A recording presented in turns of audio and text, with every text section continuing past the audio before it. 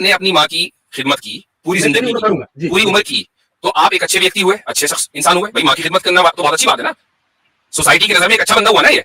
जी ठीक, लेकिन साहब ने आपने 2-4 मर्डर भी कर दिए, तो अब आप जज साहब ये नहीं कहेंगे कि भाई चूंकि ये माँ की खिदमत कर रहा है इसलिए बहुत अच्छा इंसान है, लिहाजा इसके मर्डर माफ, हम इसको जेल में नहीं भेजेंगे। भाई आपको जो सजा मिलनी है मर्डर, वो मर्डर की वजह से मिलेगी, माँ की खिदमत की वजह से आपको अदालत कोई कंसेशन नहीं देगी।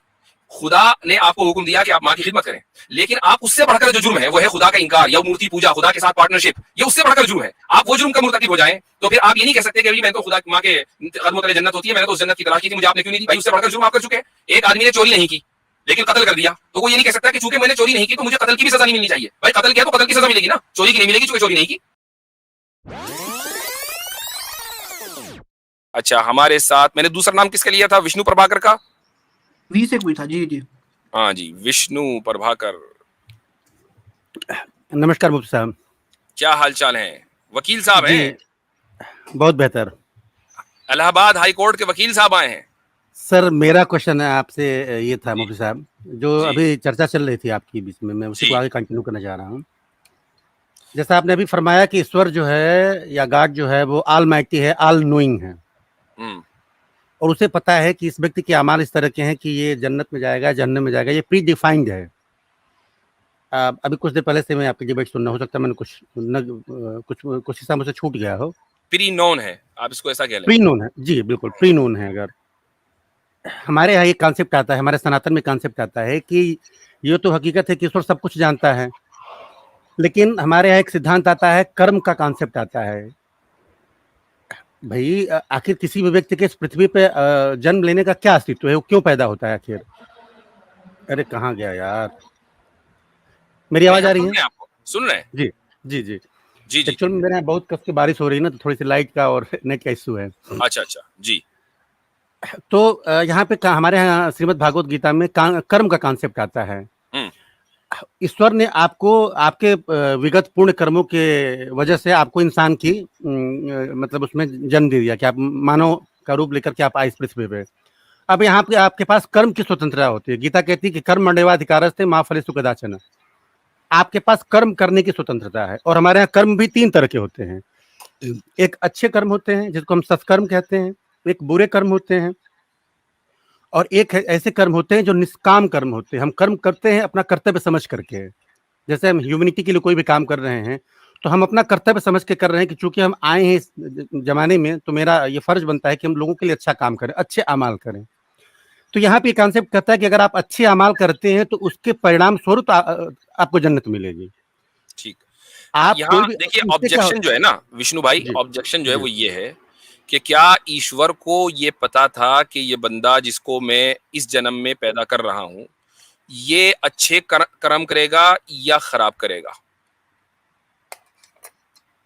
ईश्वर को अगर ये बात पता भी हो तो उसकी लिमिटेशन ये है कि चूंकि उसने मुझे मनुष्य की योनि में उत्पन्न कर दिया, तो मेरे कर्मों का वो जजमेंट तो कर सकता है लेकिन रोक नहीं सकता है।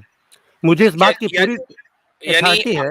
नहीं बात रोकने की नहीं हो रही है। उसको पता था कि मसलन एक बंदा है वो बुरे ही कर्म करेगा, ठीक है, बुरा ही करेगा।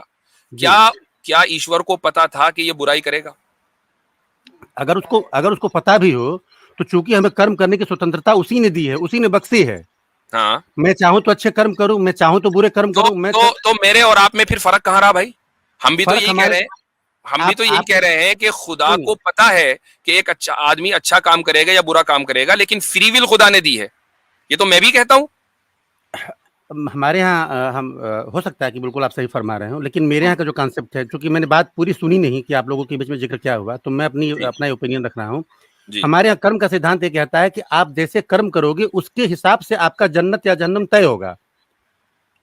बिल्कुल। यही हम भी कह रहे हैं कि एक इंसान जैसे कर्म, और जैसे उसी को कर्म को हम अमल बोलते हैं, कि जैसा अमल करेगा उस अमल की बुनियाद पर वो जन्नत या जहन्नम में जाएगा। ये जो आपने तय होगा, ये जो आपने कहा ना, उसका क्या तय होगा? आपने स्वर्ग और नर्क की बात कर रहे हैं आप? जी बिल्कुल। अच्छा, स्वर्ग और नर्क जो है वो तय होगा कब? उसके अमल करने के बाद तय होगा या उसके कर्म करने से पहले तय होगा? उसके अमल करने के बाद तय होगा। ठीक है, अगर उसके अमल करने के बाद तय होगा तो उसके अमल करने से पहले ईश्वर को यह पता नहीं था कि ये अच्छा करेगा या बुरा करेगा, राइट? उसको बिल्कुल पता था, लेकिन वो उसके अख्तियार में नहीं था कि वो उसको आगे बढ़ के रोक दे। ईश्वर नहीं हमको नहीं, अच्छे या बुरे कर्म करने से रोक नहीं सकता है। ठीक है, ठीक है, मैंने मान नेतृत्व उसके लिया अख्तियार वो में है। नहीं, एक है रोक नहीं सकता है तो आपने उसको लिमिटेड कर दिया, एक है रोकेगा नहीं, दोनों में फर्क है। नहीं रोकेगा। जी बिल्कुल, बिल्कुल। रोकेगा नहीं, आप ये वाले जी, अल्फाज इस्तेमाल करें, ये ना कि रोक नहीं सकता, वरना आपने ईश्वर को जी, जो है अपने जैसा समझ लिया। जैसे हम बहुत से काम नहीं कर सकते, ईश्वर भी नहीं कर सकता। वो जी, चाहे तो वो रोक ले, हम लेकिन रोकेगा नहीं, उसने अपने लिए एक उसूल बना लिया। ठीक। जी, मेरा मेरा तो मतलब भी वही था। तो भाई we are on the same page, हमारे और आप में फर्क कहां रहा? हम अच्छा, आप इस बात को ओन करते हैं? हम भी यही कहते हैं कि एक आदमी जन्नत ठीक और है। जहन्नम में जाएगा तो वो अपने कर्म अपने के अच्छे नतीजे में अमाल के जाएगा, ऊपर, अपने अपने अच्छे अच्छे अमाल अमल के ऊपर। अमल के नतीजे में जाएगा।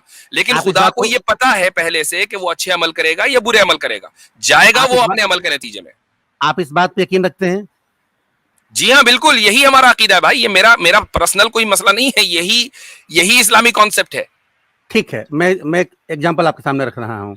जी। उम, इस्लाम में ये बात आती है, मैंने आमिर भाई से सुना कि माँ के कदमों तले जन्नत है। हम्म। आमिर हक के स्ट्रीम में मैंने ये बात सुनी और उसके लिए मैं बड़ी उनकी इज़्ज़त करता हूँ। हमारी उस पे बड़ी ठीक। लंबी गुफ्तगू हुई थी। ठीक। तो ये बात उन्होंने मुझे बताई। ठीक। अब उस बात को मैं बिल्कुल पकड़ के बैठ गया कि हम्म। इस्लाम से एक अच्छी चीज़ मुझे आप लोगों के डिबेट के माध्यम से मुझे सीखने को मिली हम्म। कि माँ का जो उसका जो वो है, वो सबसे ऊपर है। तो ठीक। हमें अपनी माँ की खिदमत करनी चाहिए। अब मैं अपनी माँ की खिदमत कर रहा हूँ, जितनी मेरी क्षमता है। लेकिन मैं ताउम्र अंतिम साँस तक मूर्ति पूजा करूँगा, मैं शिर्क भी करूँगा और मैं कुफ़्र भी करूँगा। क्या मैं जन्नत का हकदार हूँ? चूँकि मेरे ठीक। अमाल अच्छे हैं। ठीक। ठीक है। अब मैं आपको इसी को एक दूसरी इसी मिसाल को इस्तेमाल करके मैं लेकिन सिनेरियो थोड़ा सा बदल देता हूं। आपने अपनी माँ की खिदमत की, पूरी मैं पूरी जिंदगी उम्र की, करूँगा। जी, पूरी उम्र बिल्कुल। की, तो आप एक अच्छे व्यक्ति हुए, अच्छे शख्स इंसान हुए। भाई माँ की खिदमत करना तो बहुत अच्छी बात है ना, सोसाइटी की नजर में एक अच्छा बंदा हुआ ना ये। जी, ठीक। लेकिन साहब ने आपने दो चार मर्डर भी कर दिए, तो अब आप जज साहब ये नहीं कहेंगे कि भाई चूंकि ये माँ की खिदमत कर रहा है इसलिए बहुत अच्छा इंसान है, लिहाजा इसके मर्डर माफ, हम इसको जेल में नहीं भेजेंगे। भाई आपको जो सजा मिलनी है मर्डर, वो मर्डर की वजह से मिलेगी। माँ की खिदमत की वजह से आपको अदालत कोई कंसेशन नहीं देगी। खुदा ने आपको हुक्म दिया कि आप माँ की खिदमत करें, लेकिन आप उससे बढ़कर जो जुर्म है वो है खुदा का इनकार या मूर्ति पूजा, खुदा के साथ पार्टनरशिप, ये उससे बढ़कर जुर्म है। आप वो जुर्म का मुर्तकिब हो जाएं तो फिर आप ये नहीं कह सकते कि जी मैंने तो खुदा माँ के कदमों तले जन्नत होती है, मैंने तो उस जन्नत की तलाश की थी, मुझे आपने क्यों नहीं दी। भाई उससे बढ़कर जुर्म आप कर चुके हैं। एक आदमी ने चोरी नहीं की लेकिन कत्ल कर दिया, तो कोई ये नहीं कह सकता कि चूंकि मैंने चोरी नहीं की तो मुझे कत्ल की भी सजा नहीं मिलनी चाहिए। भाई कत्ल किया तो कत्ल की सजा मिलेगी ना, चोरी की नहीं मिलेगी चूंकि चोरी नहीं की। ठीक है। तो मुफ्ती साहब, गोया आपका ये कहना है कि एक हिंदू या एक सनातन को मारने वाला ताउम्र चाहे जितनी भी अच्छे अमाल करे, चूँकि वो मूर्ति पूजक है, चूँकि वो बुत परस्त है, चूँकि वो शिर्क करता है, इसलिए वो दोज़खी है, वो जहन्नम में जाएगा। जी हाँ भाई, ये तो हमारा एक समझ लीजिए कि कुरान के हर सफ़े पर ये अकीदा लिखा हुआ है। ये कौन सी आपके लिए ये नई बात नहीं होनी चाहिए। आई एम सरप्राइज कि आप मुसलमानों की स्ट्रीम्स पर आ रहे हैं और अभी तक आप इस चीज को नहीं समझ सके या एक्नॉलेज कर सके कि मुसलमानों का यही अकीदा है कि इट डजंट मैटर कि आप अपनी पर्सनल जिंदगी में कितने अच्छे हों, अच्छाई खुदा ने डिफाइन की है, उसके मुताबिक अगर आप अच्छे नहीं हैं तो आप जन्नत के मुस्तहिक नहीं हैं। आप अपने एतबार से अच्छे हो होते रहें। मुफ्ती साहब, चूँकि आप एक एथेंटिक पर्सन हैं, आप एक अथराइज्ड पर्सन हैं कॉन्सेप्ट को क्लियर करने के लिए, और मैं ये बिल्कुल कहूँगा कि जिस तरह से आप चीज़ों को बेहतर तरीके से क्लियर करते हैं, वो ईमान यूनियन के बाकी सदस्य उससे उस तरह से नहीं करते हैं। वो केवल लेग पुलिंग पे और एक दूसरे के नहीं, उसको छोड़ दीजिए। देखिए उसको छोड़ दीजिए। अभी आप मेरी स्ट्रीम में, मैं तो नहीं करता ना लेग पुलिंग जी, में, बिल्कुल, बिल्कुल बिल्कुल, क्लियर बात कर बिल्कुल, रहा हूँ। तो आप बिल्कुल। मेरी बात करें, दूसरों को छोड़ दीजिए। और मैं आपका बड़ा शुक्रगुजार हूँ कि चीज़ें आपसे बेहतर तरीके से सामने आती हैं। तो बहरहाल हम वहाँ पे थे कि मैं सारी ज़िंदगी सारे अच्छे अमाल करता रहूँ, हम्म। लेकिन चूँकि मैं शिर्क कर रहा हूँ, चूँकि मैं बुतपरस्त हूँ, चूँकि मैं सनातन को मानने वाला हूँ, तो मेरे लिए दोज़ख पक्की है, ये फाइनल है। बात ये नहीं कि चूंकि आप सनातन को मानने वाले हैं, सनातन को अगर आप लिंग्विस्टिक तर्जुमा करेंगे ना तो सीधा रास्ता है। भाई सीधा रास्ते को तो हम भी मानने वाले हैं, लेकिन चूंकि अब सनातन एक खास तहजीब और एक रिलीजन का नाम हो गया है, हाँ उस खास जो वे ऑफ लाइफ या खास जो वे ऑफ वर्शिप है हम उसको नहीं मानते। सीधे रास्ते पर हम भी हैं, हम तो दुआ मांगते हैं सूरह फातिहा में, इहदिनस सिरातल मुस्तकीम, का हमें सीधा रास्ता सच्चा रास्ता दिखा। भाई सनातन ठीक है। जो है वो क्या है, वो उसका जो लफ्जी तर्जुमा जो लिंग्विस्टिक ट्रांसलेशन है वो यही है। तो हम भी दरअसल खुदा से यही दुआ मांगते हैं कि रोजाना नमाज के अंदर हम हर रकत में सूरह फातिहा पढ़ते हैं, कितनी रकतें हम दिन में पढ़ते हैं, तो हम रोजाना ये दुआ मांग रहे हैं कि तू हमें सीधा रास्ता दिखा। पॉइंट ये नहीं है कि आप सनातन होने की वजह से जहन्नम में जाएंगे। पॉइंट ये है कि आप शिर्क करने की वजह से एक आदमी अपनी जिंदगी में अपने एतबार से कितना ही अच्छा हो, इस्लाम अगर शिर्क को सबसे बड़ा जुर्म समझता है तो उस सबसे बड़े जुर्म की सजा उसको मिलेगी। ये नहीं होगा कि चूंकि उसने बाकी जुर्म नहीं किए लिहाजा वो बहुत अच्छा हो गया। ठीक है, एक क्वेश्चन क्लियर हुआ मुफ्ती साहब। दूसरा क्वेश्चन मेरा ये है, इसके बाद मैं कोई क्वेश्चन नहीं करूंगा आपसे जी। अभी आपने फरमाया कि कोई व्यक्ति अगर शिर्क करेगा तो चाहे जितने भी उसके अच्छे अमाल हो वो दोजख में जाएगा। ये पहली चीज क्लियर हमारे आपके बीच में होगी। दूसरा क्वेश्चन मेरा आपसे ये है कि अल्लाह को एक मानना मतलब ईश्वर एक है, यहाँ तक हमारे और आपके बीच में कोई मतभेद नहीं है। हमारे ऋग्वेद में आता है कि एको हम द्वितीयो नास्ति ब्रह्मम सत्य जगत मिथ्या। ठीक। इस सारी कायनात को बनाने वाला एक वही है, वही ऑलमाइटी है, वो सुप्रीम है। यहाँ हम भी और आप दोनों एक प्लेटफॉर्म पे खड़े हैं। ठीक ठीक। लेकिन आगे जहां तक मैंने स्टडी किया है, अब चूंकि अभी मैंने शुरुआत की हुई है स्टडी करने की, तो उसमें एक चीज आती है कि मुसलमान वो है जो अल्लाह की जात पे यकीन तो करे उसके नबी पे भी यकीन करे, उसके ऊपर भी ईमान ले आए। ठीक। मैं अल्लाह की जात पे यकीन करता हूँ, मैं ये मानता हूँ कि सारी कायनात को बनाने वाला वो है और उस ऑलमाइटी है, वो सुप्रीम है। मैं यहाँ तक सहमत हूँ आपसे कि चलो वो अगर मूर्ति पूजा को लेकर के या शिर्क को लेकर के अगर आप वो करते तो चलो मैं इसको इग्नोर करता हूँ कि चलो मूर्ति पूजा मुझे नहीं करनी है, क्योंकि हमारे मैं मूर्ति पूजा करूँ ना करूँ इसमें मुझे कोई मतभेद नहीं है, हमारा धर्म इसकी इजाजत देता है। मैं यहाँ तक सहमत हूँ आपसे, लेकिन मैं नबी के ऊपर यकीन नहीं रखता हूँ, तो इसका मतलब क्या हुआ? अभी भी मैं कुफ्र कर रहा हूँ। ठीक। मैं इस्लाम आपसे को मानो, मेरा स्पेसिफिक क्वेश्चन है। मैं समझ गया आपका सवाल। अब मैं उसका अपनी बात जवाब कह मुझे दूं। देने दीजिए। जी जी, मेरा स्पेसिफिक क्वेश्चन क्या ये है कि अल्लाह की जात को मानना इस्लाम को मानना है या उसके नबी को भी मानना कंपलसरी है? इस्लाम अल्लाह की जात और उसकी बात दोनों को मानना है। अगर आप ये कहते हैं ना जी मैं उसकी जात को तो मानता हूं जी, बात नहीं मानता, तो क्या आप ये कहेंगे कि आप उसके बिलीवर हैं? मिसाल के तौर पर आप ये कहें कि मैं अपने बाप के वजूद को तो मानता हूं लेकिन उसकी बात कुछ नहीं मानूंगा मैं, तो फिर आप अपने बाप के कहां रहे? बताइए, है ना? तो एक आदमी खुदा की जात को मान रहा है, उसकी बात को नहीं मान रहा, फिर वो खुदा का कहां रहा? वो तो खुदा का बागी ठहरा ना। अब खुदा की बात यह है कि अतीउल्लाह व अतीउर रसूल, कि तुम अल्लाह की इताअत करो और रसूल की भी इताअत करो, उसकी भी फरमाबरदारी करो। अब आप ये कहें कि नहीं मैं तो खुदा की जात को मानूंगा रसूल को नहीं मानूंगा, तो आपने खुदा की बात को रिजेक्ट कर दिया। तो जैसे एक इंसान अपने बाप के वजूद को माने लेकिन उसकी कोई बात ना माने तो वो अपने बाप का नहीं, तो ऐसे ही एक आदमी खुदा की जात को माने उसकी बात को ना माने तो वो खुदा का नहीं, और जो खुदा का नहीं फिर वो जन्नत में कैसे जाएगा खुदा की? नहीं, मेरी इस क्वेश्चन के पीछे वजह ये थी मुफ्ती साहब कि खुदा ने जो कलाम अपने नबी के माध्यम से हम तक पहुंचाया है, मेरा हो सकता है मैं गलत मेरा अध्ययन हो, मेरा अध्ययन यहाँ तक पहुंचा है कि जो मोहम्मद साहब थे वो 25 साल की उम्र तक पढ़े लिखे नहीं थे, वो एक इलिटरेट पर्सन थे।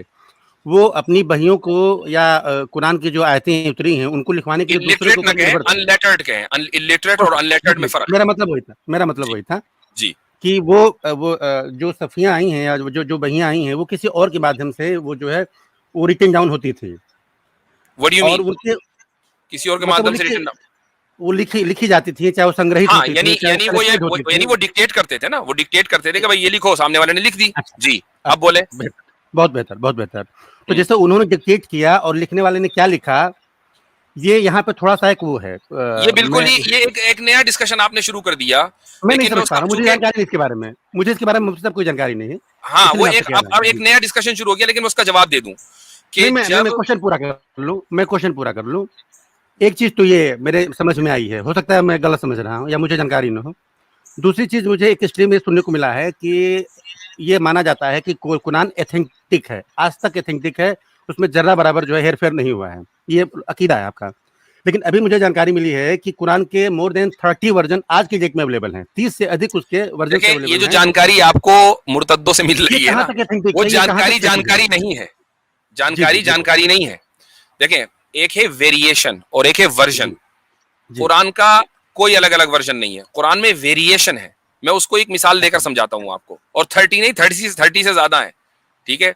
बास आयतों के अंदर 40-50 वेरिएशन हैं। उसकी एक मिसाल देता हूं मैं आपको। मिसाल ये है कि बहुत आसान है, सबको पता है। मैं इसका मतलब नहीं समझा, सुन लीजिए मैं बताता हूं, मतलब नहीं समझा जी। सुन लीजिए मैं बता देता हूं आपको। सूरह फातिहा हम नमाज में पढ़ते हैं, आपको भी पता है। ये अलग बात है कि हो सकता है आपको सूरह फातिहा ना आती हो, लेकिन पता है कि भाई सूरह फातिहा मुसलमान पढ़ते हैं जी। तो उसमें क्या है, अर्रहमान अर्रहीम मालिकी यौमिद्दीन। अब देखिए, हम जो आमतौर से जिस वेरिएशन को फॉलो करते हैं वो है मालिकी, हम मा साउंड को जो है स्ट्रेच करते हैं।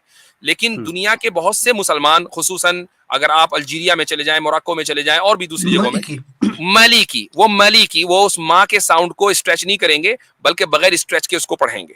ठीक है, मलिकी यौमिद्दीन कहेंगे। ये वेरिएशन है, माना नहीं बदला। चूंकि दोनों वेरिएशन के साथ कुरान करीम नाजिल हुआ है, और जितने भी वेरिएशन है वो सारे के सारे महफूज हैं। ऐसा नहीं है कि अचानक आज कोई आया और वो कहने लगे कि नहीं भाई, अर्रहमानिर रहीम को अर्रहमानिर रहीम नहीं पढ़ा जाएगा, बल्कि कुछ और पढ़ा जाएगा। तो हम उस पूरी उम्मत उसको मुस्तरद कर देगी, क्योंकि वो वेरिएशन भी महफूज है। वेरिएशन होने का मतलब ये नहीं होता कि अब कुरान महफूज नहीं रहा। तो अब प्रोनाउंसिएशन की बात आप कर रहे हैं, ये प्रोनाउंसिएशन की बात हो रही है। वर्जन कुरान का सिर्फ एक ही है, वर्जन एक है, वेरिएशन अलग है। तो कोई मतलब नहीं है। प्रोनाउंसिएशन अगर डिफर करते हैं तो कोई दिक्कत नहीं, तो एक्सेप्टेबल है। प्रोनाउंसिएशन भी है, और इसी तरीके से मिसाल के तौर पर जाइए, मैं आपको बता देता हूं, एक और मिसाल दे देता हूं कि किसी वेरिएशन में एक verb as an active voice आया है, दूसरे वेरिएशन में वही verb as a passive voice आया है। अब प्रोनाउंसिएशन के साथ साथ एक्टिव और पैसिव का भी इख्तिलाफ हो गया, लेकिन ये इख्तिलाफ नहीं, चूंकि दोनों तरीके से कुरान करीम नाजिल हुआ है। और उसकी वजह यह है कि जब आप दूसरे वेरिएशन से पढ़ते हैं तो उससे दूसरा हुक्म हम एक्सट्रैक्ट करते हैं कुरान से, और पहले वेरिएशन से पढ़ते हैं तो हम एक हुक्म एक्सट्रैक्ट करते हैं। तो दो वेरिएशन का फायदा यह है कि हम एक ही आयत से दो अलग अलग जो हुक्म है, रूलिंग्स हैं, वो एक्सट्रैक्ट कर सकते हैं। ये एक बहुत ही, मैंने आपको बिल्कुल यानी समझ लीजिए कि ABCD वाली जो है ना इस मौजू के ऊपर, वो मैंने आपको बात बता दी। ये टॉपिक इतना लंबा है और इसके ऊपर हम ऑलरेडी स्ट्रीम कर चुके हैं। अगर आप देखेंगे कि वेरिएशन इन द कुरान, तो मेरी तकरीबन 3 घंटे की स्ट्रीम इसके ऊपर मौजूद है। मैं चाहूंगा कि आप उसका कुछ हिस्सा देख लें, खुसूसन शुरू का आधे पौन घंटे का, तो जो बुनियादी कॉन्सेप्ट है वो आपके क्लियर हो जाएंगे। मुफ्ती साहब, बहुत बहुत धन्यवाद आपका, आपने बड़ी अच्छी जानकारी मुझे दी। एक जानकारी मुझे और दें, फिर मैं निकलूंगा। अब अगर मुझे बतौर को भी मौका दे दें सर, लास्ट क्वेश्चन है, मैं निकल जाऊंगा तुरंत जी। अगर बतौर स्कॉलर मुझे कुरान शरीफ पढ़नी है, तो मैं किस वर्जन के ऊपर जाऊं जो ऑथेंटिक हो, जो जिससे मुझे प्रॉपर जानकारियां मिल जाएं? व्हाट यू मीन बतौर स्कॉलर, यानी किस स्कॉलर का? या मैं खुद बतौर स्कॉलर मैं खुद पढ़ना चाह रहा हूं, मुझे इस्लाम के बारे में आप कुरान करीम का कोई सा भी ट्रांसलेशन उठाएं, ट्रांसलेशन ऑथेंटिक होना चाहिए। देखिए, ऑथेंटिसिटी का ताल्लुक ट्रांसलेशन से है। कुरान आप किसी का भी ट्रांसलेशन उठाएं, जो अरबिक टेक्स्ट होगा वो वैसे ही होगा, उसमें कोई तब्दीली नहीं होगी। हाँ, ये हो सकता है कि एक आदमी अपना ट्रांसलेशन घुसा दे, अब उसका तो कोई वो नहीं है कि भाई। हाँ, आपके नजदीक ऐसा क्या है, मुझे बता दें। आप मुझे प्राइवेट चेक में शेयर कर दें। नहीं, आप देखिए मैं आपको चंद नाम दे देता हूँ। आप मसलन एक बुक ऑफ एक्सिजिसिस है, यानी तफसीर की किताब है, मारिफुल कुरान, ठीक है, उसका इंग्लिश में अवेलेबल है, PDF है, आप उसको पढ़ सकते हैं। इसी तरीके से वहीदुद्दीन खान साहब का की तज़कीरुल कुरान है, उसका जो है हिंदी तर्जुमा भी मौजूद है, आप वो पढ़ सकते हैं।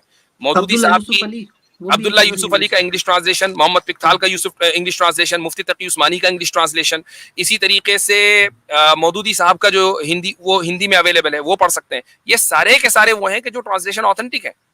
अच्छा, अगर नेट पे मैं कोई वेबसाइट रेफर करूं तो वो कौन सी वेबसाइट सही रहेगी जहां पे चीजें ऑथेंटिक हैं? आप कुरान एक्सप्लोरर पे चले जाएं, quranexplorer.com।